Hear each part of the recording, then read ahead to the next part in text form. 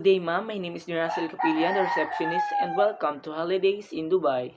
Holidays Dubai is a part of Global Inn brand, which is owned by Intercontinental Hotel Group, which is known for offering comfortable and mid-range accommodation for business and leisure travelers. And Holidays in Dubai have 1,202 branches worldwide. Being part of IHG or Intercontinental Group, the hotel affiliated with the IHG reward, which is allowed to the guests to earn points to stay and free nights and other perks. This particularly attracted to frequent travelers.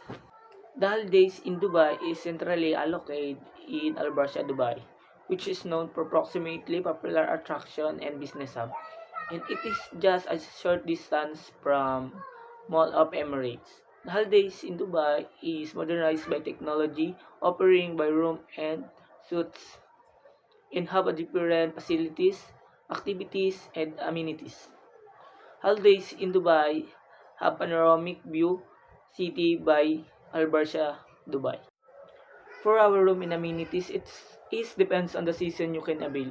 The standard room is can range up to 100 to $150 per night, and the suite room it can range up to 150 to $250 per night.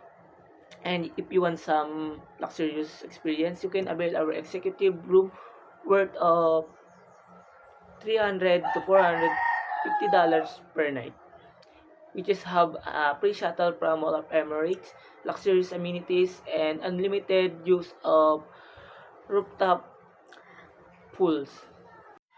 For our possible competitors, we have Novelty Dubai, Style Dubai, Jumeirah, DoubleTrees by Hilton.